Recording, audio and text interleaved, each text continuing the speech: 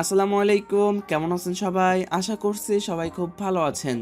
এই মুহূর্তে যারা এই ভিডিওটি দেখতেছেন তারা প্রায় প্রত্যেকেই বিপ অ্যাপ্লিকেশনটি ব্যবহার করেন।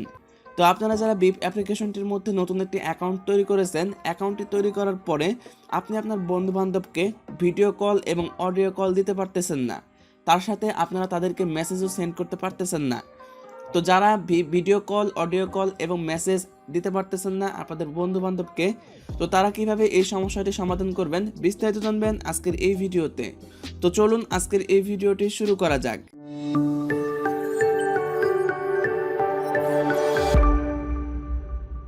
Welcome back. সর্বপ্রথম আপনাদেরকে যে কাজটি করতে হবে সেটা হচ্ছে আপনাকে আপনাদের মোবাইল থেকে গুগল প্লে স্টোরটি ওপেন করতে হবে।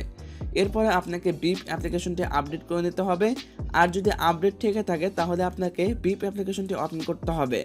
ওপেন করার পরে আপনাকে প্রথমেই যাকে আপনি কল দিতে চাচ্ছেন তার আইডিটি সিলেক্ট করে নিতে হবে।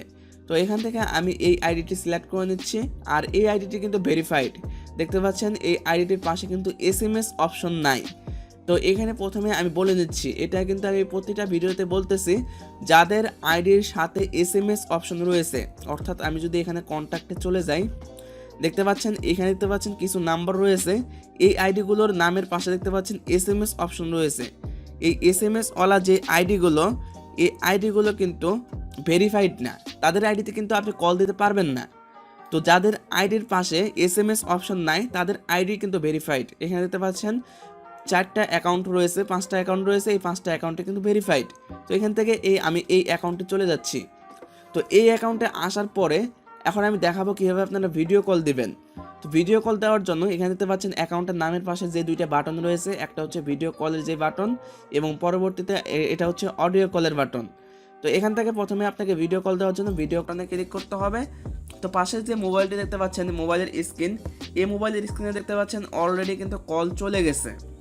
এখন তিনি যদি রিসিভ করেন তাহলে কিন্তু কলটা রিসিভ হয়ে যাবে, আর যদি রিসিভ না করেন তাহলে কিন্তু কলটা রিসিভ হবে না। তো আমি কলটা কেটে দিচ্ছি।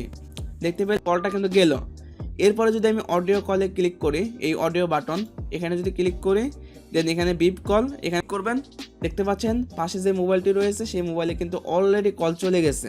এখন আপনি চাইলে কলটি রিসিভ করতে পারেন বা ডিসকানেক্ট করে দিতে পারেন কলটি।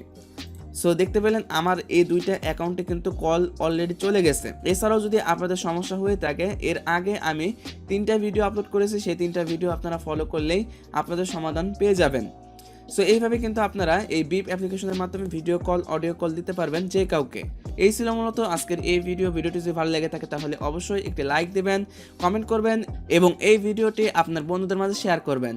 এর থেকেও আরও নিত্য নতুন ভিডিও পেতে আমার এই চ্যানেলটি সাবস্ক্রাইব করে পাশের বেল আইকনে ক্লিক করে দেবেন। তাহলে আমি এই চ্যানেলে পরবর্তীতে নতুন কোনো ভিডিও আপলোড করার সঙ্গে সঙ্গে আপনার কাছে নোটিফিকেশন চলে যাবে। সো ভিডিওটি শেষ পর্যন্ত দেখার জন্য আপনাকে অসংখ্য ধন্যবাদ। সবাই ভালো থাকুন, সুস্থ থাকুন।